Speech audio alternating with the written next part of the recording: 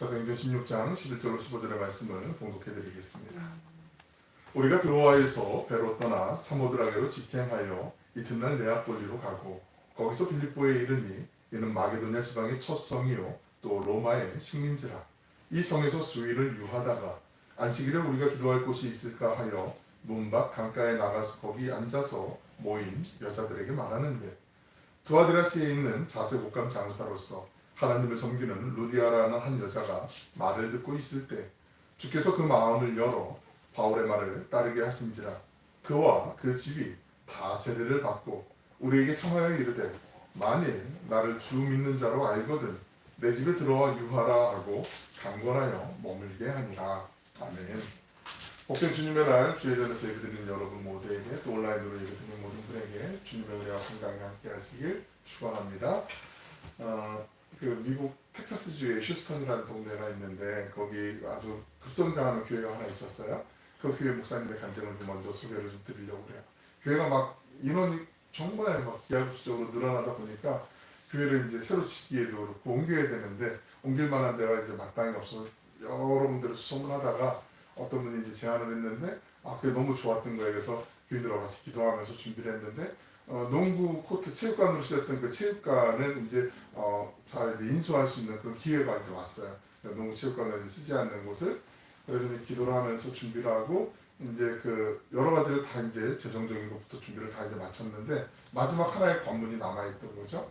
그 하나의 관문이 그 휴스턴 시의 시의회가 있는데 그 시의원들이 이제 공청회를 열어서 거기서 이 교회가 이 체육관을 인수해도 좋겠다라는 승낙을 얻어야만 이제 그 교회가 그곳에 가서 예배를 드릴 수가 있었던 거거든요.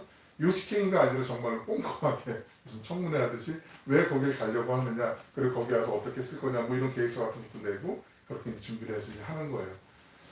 열심히 이제 기도하는 가운데 이제 이 정도면 됐다 싶은 그 시의회 의원들 중에 의결 정족수 10명은 이제 다 이제 우리 편으로 그 교회에서 이제 유리한 편으로 의견을 받아내고 이제 공청회 마치고 이제 결과를 투표하는 날이 됐는데 의외의 변수가 생긴 거예요. 정말 적극적으로 이제 교회가 잘 인수할 수 있도록 도와주겠다고 얘기했던 그 호언장담했던 한 의원이 기권표를 던진 거예요. 그래서 큰일 났다. 거기 목사님부터 교인들이 난감해하면서 어떡하지 뭐 이런 게 이제 막 머뭇거리고 있는데 처음 이 교회에서 인수 의향서를 제출하고 교회에서 이제 체육관을 인수하려고 했을 때 적극적으로 반대했던 젊은 유대인 시의원이 전혀 예상 밖의 뜻밖의 찬성표를 던져준 거예요. 전혀 기대하지 않았는데. 그래서 딱 10명이 채워져서 그 교회가 그곳 체육관에서 지금도 예배를 드리고 있고 전 세계 많은 나라에 지금도 그 예배 신앙이 이제 송출되고 있는데 여기 목사님이 너무나 궁금했어요. 다 궁금하잖아요. 어떻게 처음 시작할 때 우리 그 유대인들 특별히 또 유대인들이 또 기독교인들이 별로 좋지 않게 보는 성향들이 많이 있잖아요. 어떻게 당신이 우리에게 이렇게 찬성표를 던져줄 수 있었냐. 전혀 예상하지 못했고 기대도 안 했는데 처음부터 너무 반대했기 때문에 우리는 아예 그냥 체념하고 이렇게 있었는데 어떻게 그랬느냐. 근데 이 젊은 유대인 시의원이 그런 얘기를 해요. 저도 제 마음 같아서는 반대하고 싶었는데 제가 평소에 너무 존경했던 한 어르신이 계신데 이 어르신이 저에게 정말 아주 너무 귀하게 저를 이뻐해 주시고 좋은 은혜를 많이 주셨는데 이분이 하루는 얼마 전에 전화를 하셔서 여기 이 교회가 그 체육관을 인수하려고 하는데 당신이 좀 힘을 보태달라. 내가 언제 이런 부탁을 해본 적이 있느냐. 내가 정말 간절하게 소망한다. 꼭 그 교회가 인수할 수 있도록 도와달라. 그래서 이 젊은 시의원이 평소 같았으면 이분이 절대 뭐 그런 부탁을 한 적도 없고 그런 얘기는 한 분도 안 계신데 주변에 뭐 다른 목사님들이나 교인들이 와서 좀 도와달라고 얘기는 많이 들었는데 이분의 전화 한 통, 그 한 통을 듣고 정말 이게 맞는 것 같구나. 자기도 마음이 변해서 찬성표를 던졌다라고 그렇게 얘기를 해요. 그리고 놀랄 것은 그 목사님이 그 어르신이 누군지도 모르고 지금까지도 모르고 있대요. 그냥 하나님이 하셨겠구나 생각하고 감사하고 있었다라는 거죠. 하나님이 그런 분이죠. 우리가 알지 못하는 사람, 우리의 능력으로는 결코 움직일 수 없는 어떤 사람을 결정적인 순간에 보내주셔서 도와주시기도 해요. 가끔 이렇게 오페라나 뮤지컬 같은 거 보시면 깜짝깜짝 놀랄 때가 있어요. 막 그 엄청난 장면들이 막 순간순간 막 바뀌고 조명 잠깐 꺼졌다 켜졌는데 갑자기 무대가 싹 바뀌는 세팅되는 그런 일. 우리 예루살렘 뮤지컬도 해봤으니까 아마 잘 알 텐데 그런 일들이 있어요. 참 대단하구나. 뭐 1인 몇 역을 하는 배우들도 있잖아요. 어떻게 저렇게 대단할까 그렇게 놀라고 있을 때 무대 뒤를 살짝 가보면 그 무대에 많은 스태프들이 뒤에서 그 감독, 그 조명 감독도 있고 음향 감독도 있고 다양한 감독들이 이제 얘기하는 대로 거기에 맞춰서 연습도 많이 했지만 정말 일사불란하게 막 움직이잖아요. 하나님은 우리 인생이라는 무대, 그런 무대의 감독 같은 분이세요. 우리가 예상하지 못했던 어떤 상황들을 하나님이 뒤에서 정말 치밀하고 정확하게 딱 알맞은 타이밍에 하나님이 인도해 주시죠. 때로는 우리가 힘이 겨워서 우리 힘은 도저히 이겨낼 수 없는 그런 상황에서도 하나님이 대신 싸워주세요.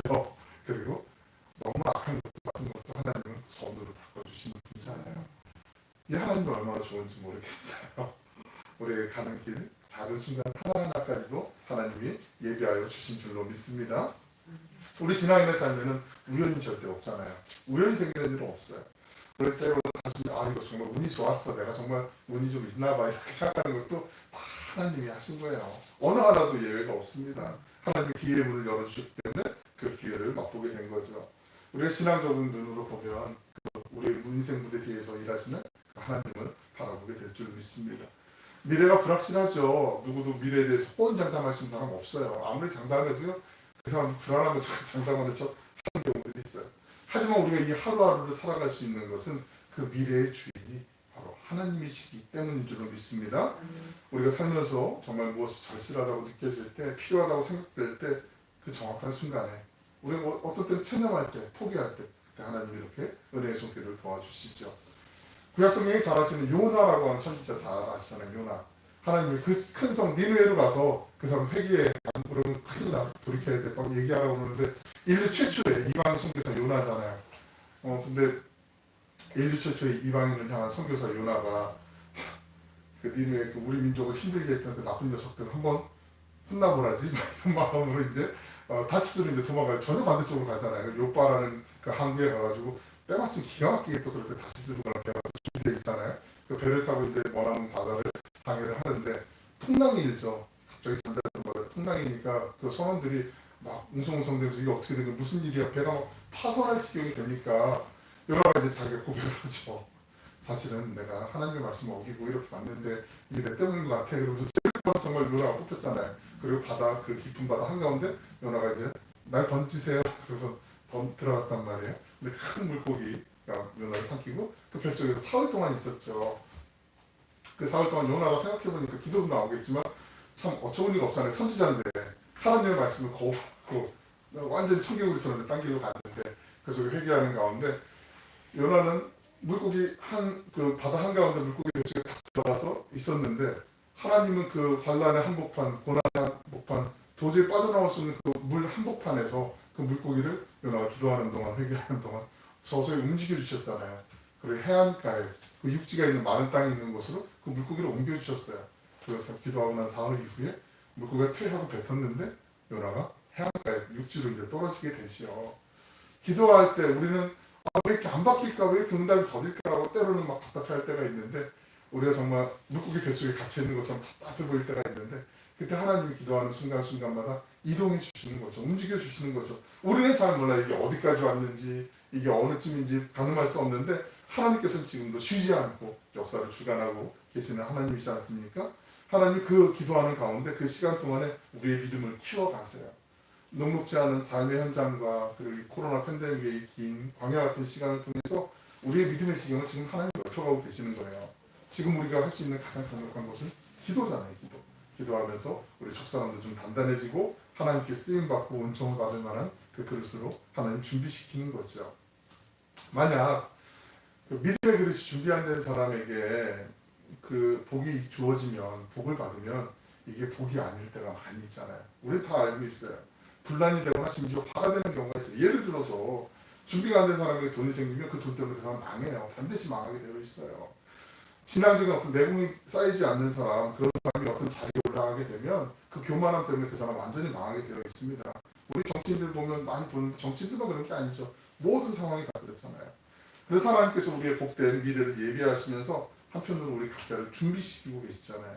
우리의 믿음도 때로는 연단시키시고 우리의 마음 속사람도 새롭게 만들어 가시면서 하나님이 예비하신 그날을 준비시켜 가시는 거잖아요.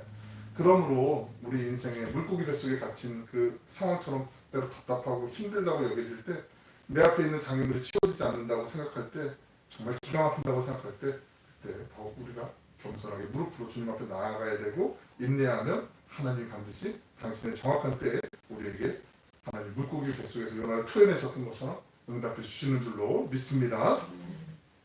하나님께서 반드시 적절한 때에 예비하신 미래의 문을 열어주세요.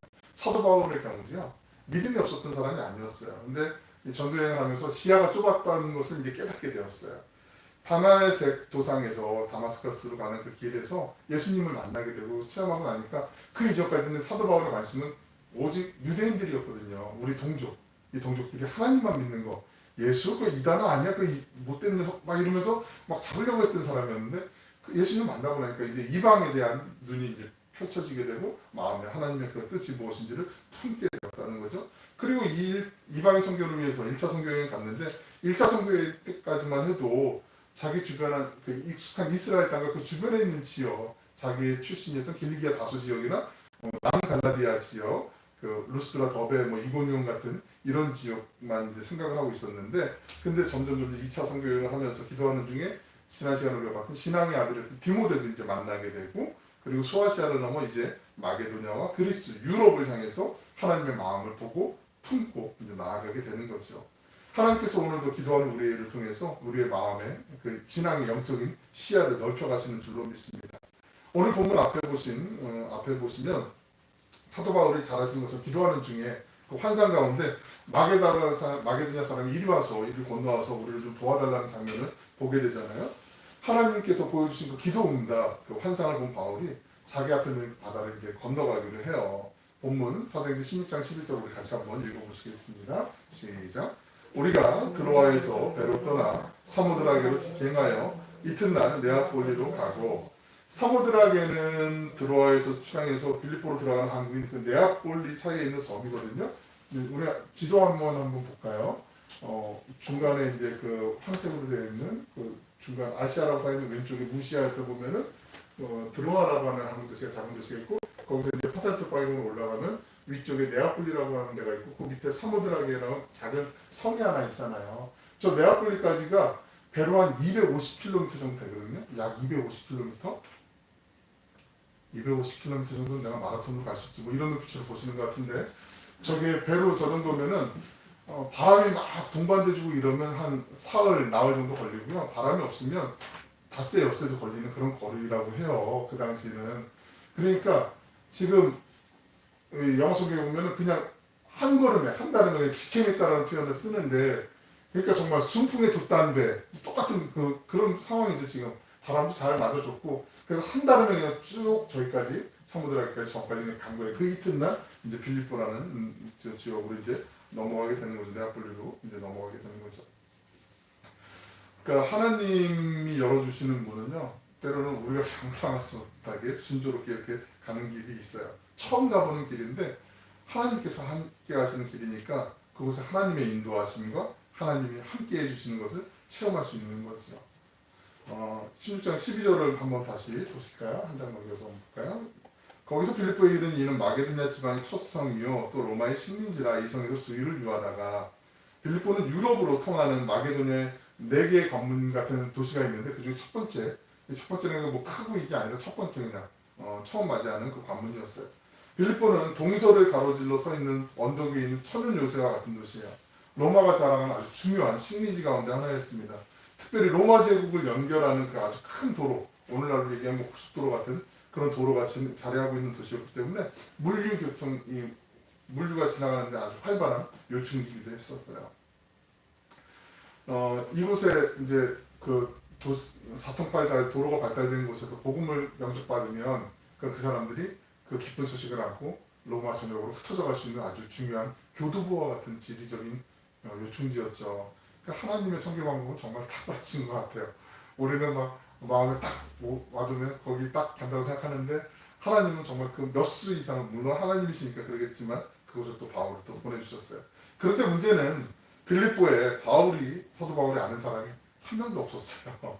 그냥 하나님의 인도하신 순종하고 갔는데 처음 도착해서 이제 뭘 해야 되지? 어떻게 해야 되지? 이런저런 고민을 하게 됐어요. 뭐 요즘 나온 어플 있으면 뭐 신청하면 되겠지만 그런 것도 아니었어요. 지금 순구하지 이런 거 알아서 아세요? 수문구수가 진짜 있더라고요. 들어보니까 12절 하반절에 이 성에서 수위를 유하다가라고 되어 있지만 얼마나 그 시간 동안 짧은 시간이라고 볼 수 있겠지만 답답하고 막막한 시간이었을까. 때로는 하나님의 가라고 해서 간 그곳으로 갔는데 인간적으로 이게 진짜 맞나 싶을 때가 있어요. 반드시 있어요. 이때 기도하면서 하나님 뜻이 어디에 있는지 분별하는 거, 이것도 아주 중요한 거죠. 살면서 우리가 기도할 때 많이 있는데 때로는 많이 우리의 마음대로, 우리의 계획대로 많은 사람들이 기도가 그래서 본인이 짜놓은 계획이 있어요. 그리고 기도를 딱 해요. 자, 그걸 이제 하나님께 드리면서 사인해 주세요. 도장 찍어주세요. 이런 경우들이 진짜 있어요. 많이 있어요. 그렇게 이제 시행착오를 겪기도 해요. 내가 다 해달라고 막 떼쓰듯이 막 이거 주셔야 돼요. 애원하는 그런 기도들도 있어요. 근데 그건 하나님의 뜻을 기다리는 자세는 아니지요. 바울 사도가 2차 선교 여행을 통해서 내가 인생을 주관하는 게 아니구나라는 걸 그때 깨닫게 돼요. 하나님께서 내 인생을 주관하시고 예비하시고 인도해 주신다는 걸 철저하게 이 순간에 깨닫게 돼요. 왜냐하면 빌립보는 바울이 전혀 마음속에 두지도 않았던, 생각하지도 않았던 그런 곳이었잖아요. 익숙한 땅도 아니었어요. 오롯이 하나님께서 인도하셔서 간 곳이기 때문에 여기서 내가 뭘 해야 되는지조차도 하나님께 이제 올려드리고 내어 맡긴 거죠. 그런데 이때 진짜 믿음이 생기는 거죠. 하나님께서 사도 바울이 며칠 이렇게 있는 동안에 감동을 주셨어요. 13절 말씀인데요. 안식일에 우리가 기도할 곳이 있을까요? 문밖 강가에 나가 거기 앉아서 모인 여자들에게 말하는데 중요한 것은 사도 바울이 막막할 때 어디서 시작했냐면 기도처를 찾아서 시작했다는 것. 이게 중요하죠. 그 당시 어느 도시건 유대인들이 모여있는 곳에는 회당이 있었다고 말씀드렸어요. 그 회당에서 유대인 성인 남성 10명만 있으면 회당이 만들어진다고 말씀드렸는데 그 바울은 그 지역의 회당에 찾아가서 말씀을 이제 증거했고 말씀을 풀어주는 시간에 예수 그리스도의 십자가와 그 부활의 사건, 복음을 전하면서 전도 활동을 했다고 말씀을 드렸어요. 근데 이거 빌립보에는 유대인 성인 남성 10명이 안 됐던 거죠. 성인 남성 10명 이상이 없었던 것 같아요. 그러니까 회당이 없었겠죠. 그래서 바울은 기도할 처소를 찾았던 거죠. 회당이 없을 때 유대인들은 그 지역에 조용한 기도처를 만들었어요. 그래서 그곳에서 유대인들이 기도했거든요. 13절 중반에 문밖 강가라는 표현이 있는데 이게 도시로부터 한 2km 정도 떨어진 강가에 몇몇 사람들이, 신실한 사람들이 모여서 작은 기도처를 만들고 그곳을 얘기하는 거예요. 거기서 이제 빌립보의 전도 사역이 시작된 거죠. 우리가 왜 어떤 사업을 할 때 시장 조사도 하고 뭐 전문가들 컨설팅도 받고 이렇게 여러 가지 준비하고 계획을 하지만 교회는 철저하게 기도를 시작을 하잖아요. 100% 기도를 시작합니다. 계획과 준비를 안 해도 된다는 얘기가 아니라 어떤 인간적인 계획과 준비보다 기도가 우선한다는 말씀이죠. 건물에 뭐 십자가 하나 달고 그렇게 하면 교회가 시작될 것 같은데 절대 그렇지 않죠. 교회는 건물이 아니죠.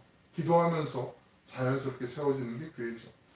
어떻게 누구와 목회할지 처음 교회를 개척할 때 생각도 많은데 자신감보다는 걱정과 불안한 마음이 시간이 지날수록 더 강하게 이렇게 올 때가 있어요.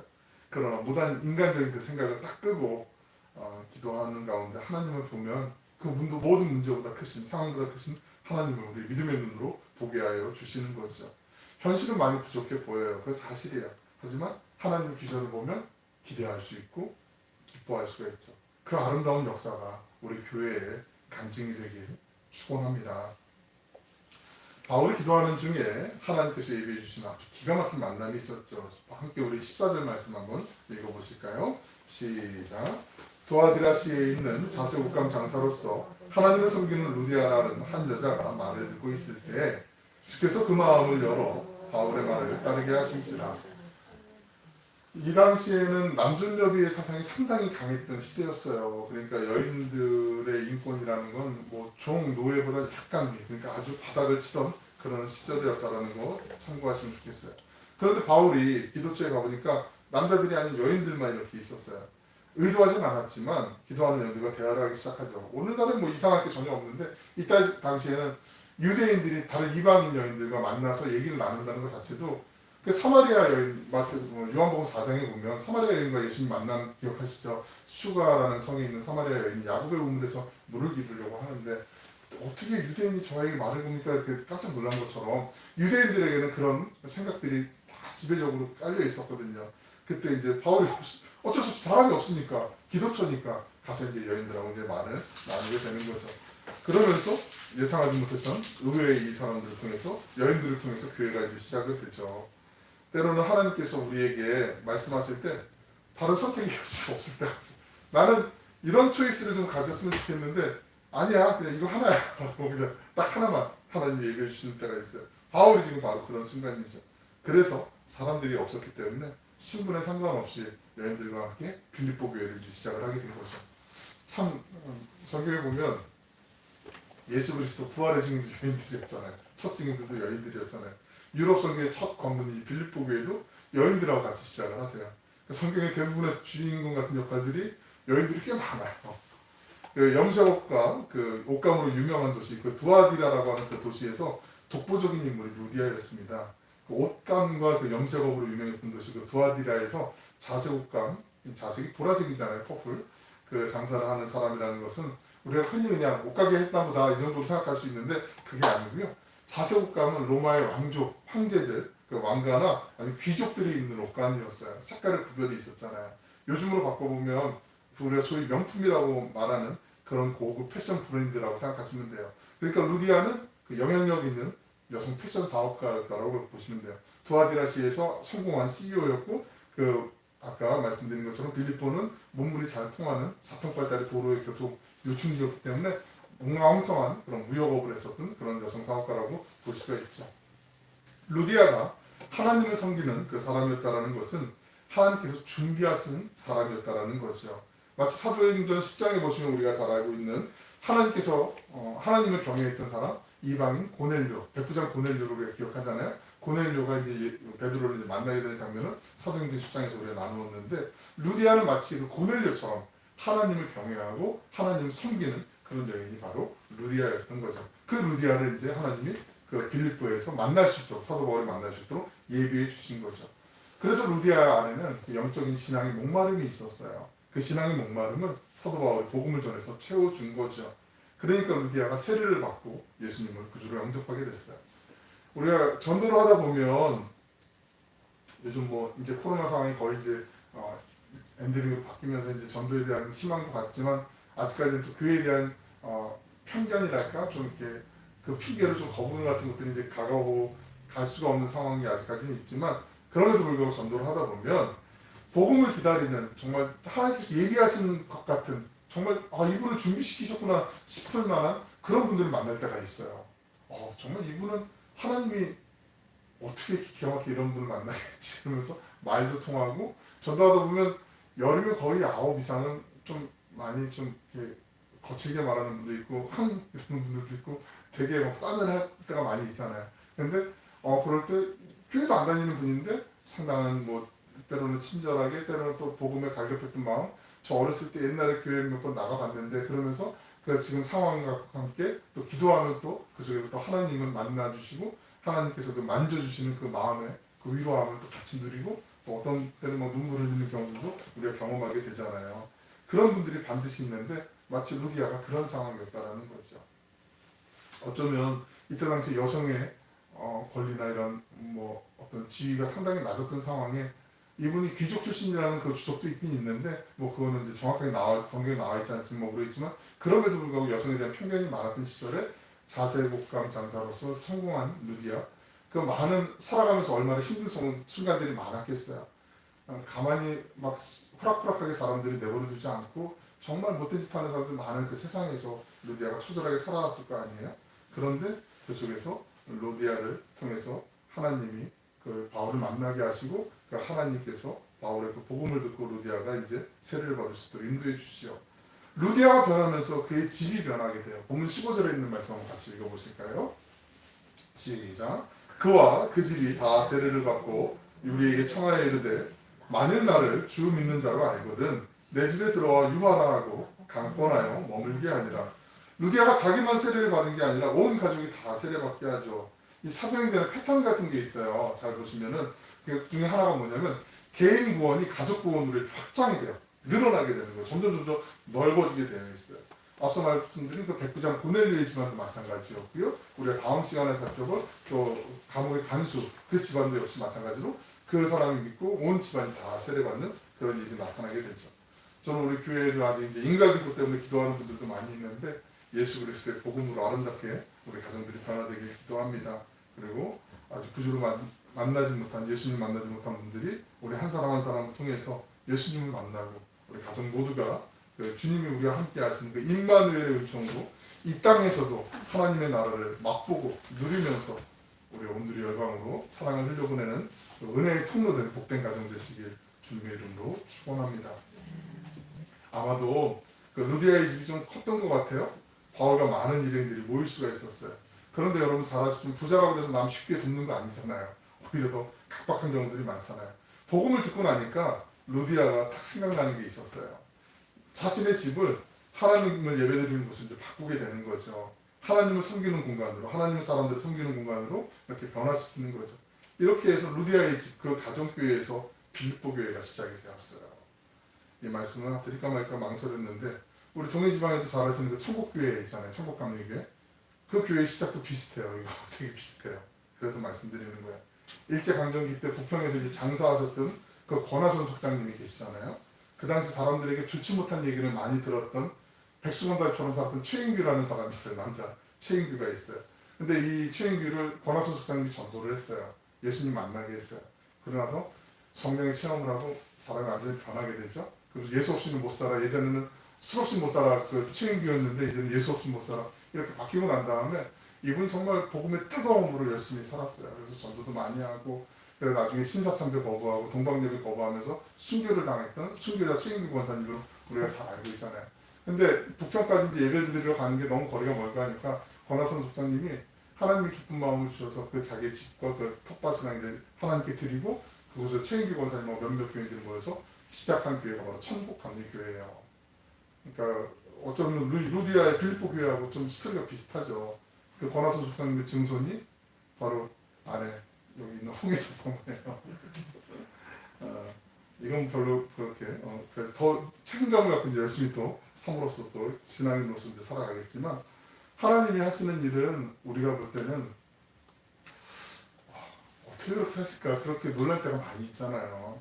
빌립보 교회처럼 우리 교회도 지금 여기 계신 분들이 이 미약한 개척교회 같이 예배드릴 거라고 저는 상상도 못했고 생각도 전혀 못했거든요. 그런데 이렇게 함께 예배드리는 것도 정말 하나님의 은혜고 감사하잖아요. 주님의 시작은 사람들이 볼 때는 미약해 보여도 온 교회가 주님 뜻에 부합하게 열심히 한 마음으로 달려가면 반드시 하나님의 은혜 가운데 창대하게 역사해 주시는 줄로 믿습니다. 우리 오늘 교회 모든 믿음의 형제자매들이 하나님의 아름다운 역사를 이루는 작은 불꽃, 이 루디아와 같은 복의 통로로 쓰임받는 우리 모두 풍성한 은혜의 주인공들이 되시길 주님의 이름으로 간절히 축원합니다. 기도하겠습니다. 사랑하고 풍성하시고 자비로우신 아버지 하나님, 빌립보라는 그 도시에 바울은 아무도 몰랐지만 하나님께서 예비하신 루디아가 있어 놀라운 교회의 역사가 시작되었듯이 우리의 인생도 하나님의 인도하심을 따라갈 때 하나님께서 예비하신 그 천사들이 우리를 도와주고 함께 동역자가 될 줄을 믿습니다. 선한 목자 되신 주님만 바라보며 주님의 뜻을 분별하고 따를 수 있도록 하늘의 지혜와 분별력을 우리 모두에게 허락하여 주시길 원합니다. 주님의 말씀이 내 발의 등이요 내 길의 빛이라고 하셨사오니 날마다 하나님의 말씀 묵상하며 기도하는 가운데 주님께서 허락하시는 그 은혜를 풍성히 누리며 우리의 가정과 이웃, 삶의 현장과 온누리로 그 은혜를 흘려보내는 기쁨이 가득하게 하여 주시옵소서. 사랑이 많으신 예수님의 이름으로 기도 올리옵나이다. 아멘.